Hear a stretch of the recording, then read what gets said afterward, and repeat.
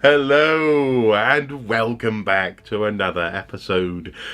The countdown to Christmas continues unrelentingly. We're 7 days now? 7 sleeps at least away from the big day, and I find myself increasingly excited. My festive spirits are most certainly up. But you may be wondering, if that's the case, where on earth is your Santa hat? What happened to that thing? Well, today I'm in understated Christmas garb. I am in fact wearing my what's this? What's this? There's Christmas in the air t-shirt, you see. So it is still Christmassy, and I may well put on my Santa hat a little later on. In fact, actually, just over here we have my Jack Skellington as Santa Teddy hanging in the office just over there. So you know, I'm definitely in the mood. Definitely in the mood. And also those Christmas milestones are starting to add up as well.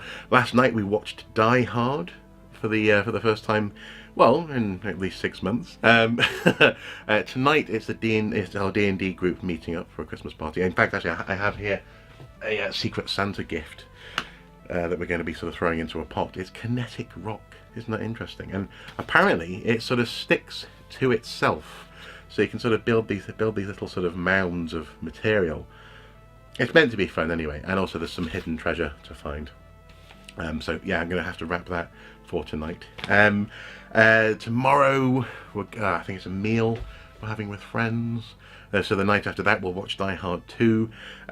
Last night there was also an increasingly important marker, a tradition for me at least, is watching the Happy Console Gamer Christmas special. And last night it was a live stream, which sadly I didn't catch, well, almost any of. I was there for about 3 minutes because I was working in one capacity or another. So yeah, I'll have to watch the upload of that when it comes along. But it's happened, Christmas is coming closer and closer. Soon the family will be arriving, food will be coming into the house, more and more presents and cards will be arriving in the post. It's an exciting time of year. And, well, with that comes this continued effort of tidying up as well, and making sure that the house is sort of somewhat shipshape for people who are visiting. And actually, with that in mind, I've been tidying up some of my retro console stuff, and I thought today I would just talk a little bit about the weird and wonderful Megadrive controllers. It's a bit of a non sequitur, to go from Christmas excitement to Megadrive controllers, but actually this for me is still tied up very much with Christmassiness, if you see what I mean. So my first Megadrive controller is the old classic. It came with the console back in 1990 when we got hold of it, and it's the old staple. It's huge. It's actually surprisingly huge. I often forget how big this controller is. I mean, even in my big adult grown-up hands, it's actually it's like the Duke, like the Xbox Duke controller. But that classic ABC, the start button, which is somewhat yellowed with age, and also you can see where we've applied some paint, or I applied some paint at some point to the outer ring here on the D-pad. I think it got scratched, and I was worried I wouldn't be able to know where the white dot was. Not that mattered. I don't know why I thought that was the case. But yeah, it's been well loved, a little bit scuffed up. Some white sort of scuffs there on the controller. Come on, focus, man. Focus. There you go, some white scuffing on the controller. But it's great. This control pad, indeed the Megadrive itself, always makes me feel Christmassy, if that makes any sense. It's just the gateway to excitement. For the longest time, this was the control pad that my brother and I shared. Obviously, we shared the Megadrive. It was the control pad, and is the control pad that we first played Sonic the Hedgehog on. This is the control pad that saw so many great memories, so many rivalries, so many frustrated moments occur through it and because of it, and it just makes me feel very happy indeed. In fact, this control pad was the control pad for so long that actually at one point, or a couple of times actually, I took it apart, because back in the day these control pads, they relied on standard Phillips head screws to hold them together. So I took it apart and I realised that actually if I was if I had enough patience, I could probably create something like a mouse that would touch the electrical receivers underneath the D-pad, and that could act as buttons as well, because obviously I saw that these were just simply closing a circuit underneath the button. This was like when I was 8 or 9. I thought, well, maybe I could make something that would let me control the whole Mega Drive experience with one hand. Wouldn't that be exciting? Now, sadly, my brother got a little bit frustrated. He was like, yeah, whatever, you can't really do that, because he wasn't really into engineering in the same way that maybe I was. But he also actually was a little bit scared that I was going to ruin it as well. One of two, but this was, I think this was our favourite control pad, because the other control pad we had was not official. It was this thing here. This. Yeah, it's a third-party Sprint Pad 16. Yep. Now, obviously, it's trying to be sort of reminiscent of a SNES controller.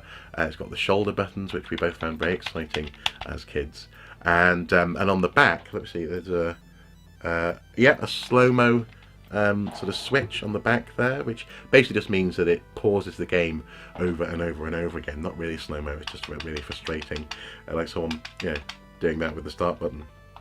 But crucially, it had 4 buttons on it. The buttons and the D-pad were not as good, not as smooth and sleek as the official Mega Drive controller, but when it came to playing games like Street Fighter, for example, having extra buttons was very good, advantageous, you might say. Also, you had the turbo and the auto switches for the buttons as well on there, and what we also found very exciting was the fact that this thing was in fact designed partly for the Mega Drive and partly for the SNES, with a plug for the Mega Drive and a plug for the SNES coming from one cable. That was very exciting indeed, and it was a little connection to that other world, to the Nintendo SNES, to that console where I first saw Zelda playing, that belonged to my cousin that he kicked me off at that time. So it was a little reminder that there was other possibilities out there. And I imagine if you were lucky enough to have an SNES and a Mega Drive at the same time in your house, this would probably make a good, if not perfect, but a good little time-saving device, I guess, maybe. As time went on, though, our Mega Drive controllers started to show their age, and I think in the late 90s we ended up picking up a replacement at the market in Rel, and this replacement was with the red start button, and I believe this is from the Mega Drive 2. I might be wrong, but I think this was the second, that smaller version of the console that was designed to sit into the Mega CD. But with the red start button, we found that quite cool, quite sleek, quite sort of combat, I guess, tactical. You could use that phrase. But these buttons and this D-pad absolutely feel, I suppose, a bit more spongy. They feel different. Not quite as satisfying to press these buttons actually. Interesting. But nonetheless, to be fair, we didn't really play or use this controller for that long before we got our N64 and things started to move on in our household. But when I went back to my Mega Drive, I say my Mega Drive because by then basically it was mine. My brother lost all interest in retro gaming when he went to uni. When I went back to my Mega Drive, I purchased this controller here. 6 buttons. It is a third-party controller, but I wanted something that would mean that I wouldn't be wrecking or, I suppose, wearing away at an already old controller. So sometimes when I really want that sort of, when I'm playing Aladdin and I really want that retro feel, I'll crack out the original. But when I'm just sort of exploring the games library, I use this controller instead. 6 buttons, and those 6 buttons are perfect for Street Fighter. Really good for is it Batman Returns or no? For Batman Forever in particular, because that game was designed for a 6-button controller when most people didn't. Just one reason why that game's just a bit rubbish. And this D-pad actually is a bit strange. You see how it sort of protrudes from the controller there. So when you are sort of pushing the buttons on it, you're actually rocking the D-pad around.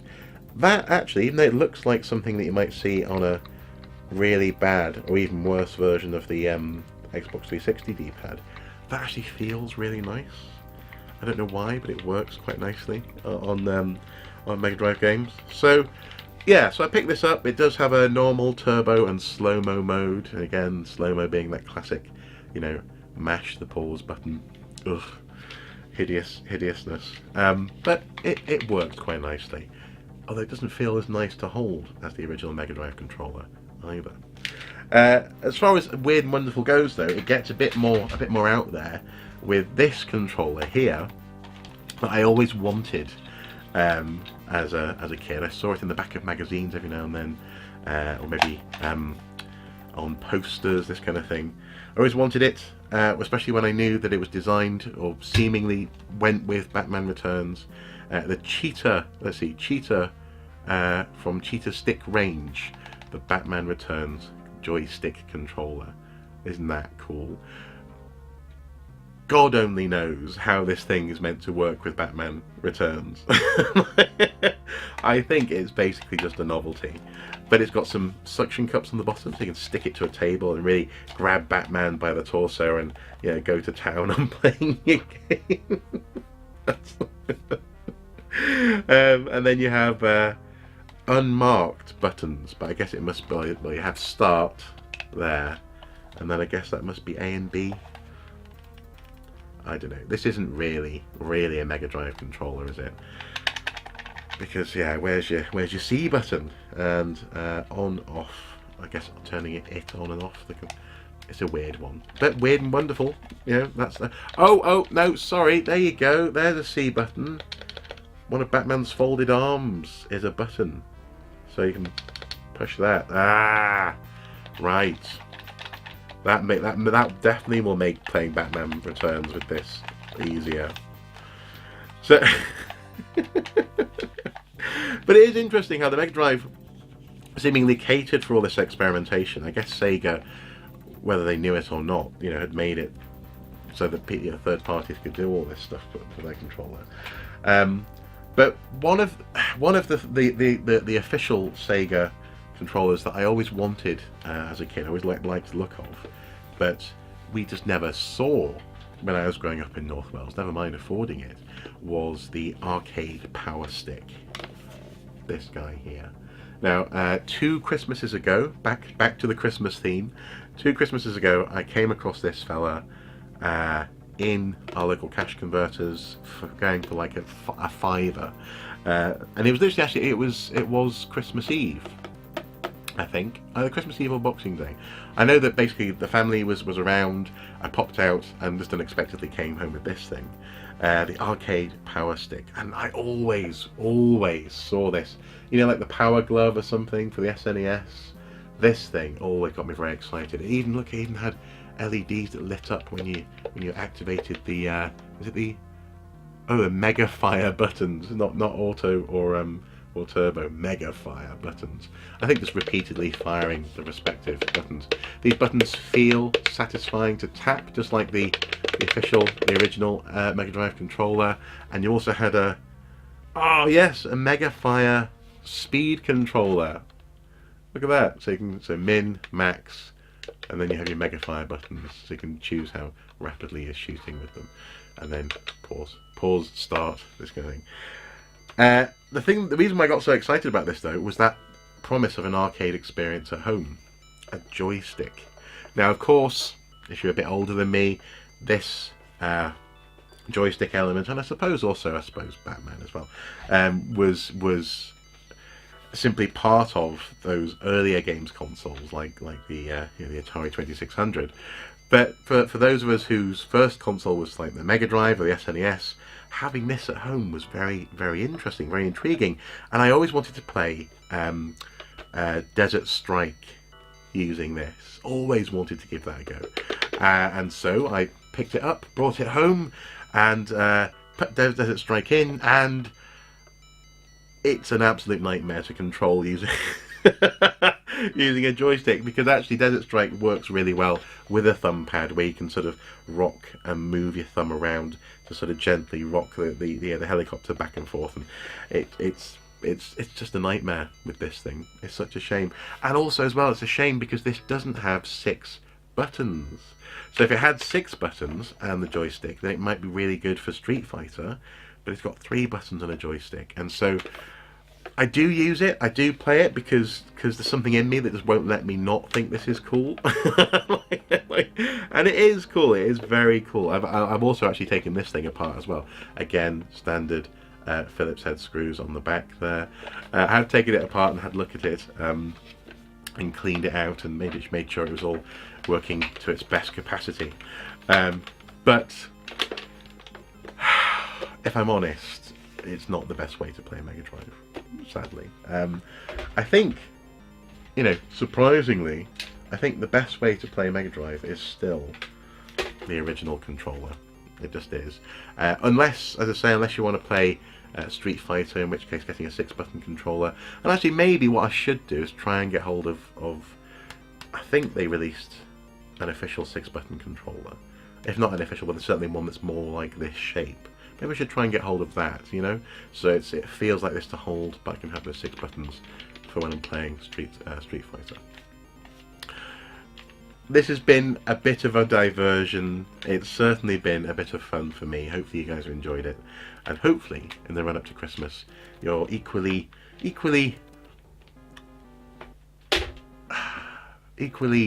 spoiled with little moments to sort of maybe relax, reminisce, go through the weird and wonderful stuff that you have, and just ask why. But yeah, the Megadrive, weird and wonderful. That's the word. As ever, guys, until next time, do take care. Bye bye.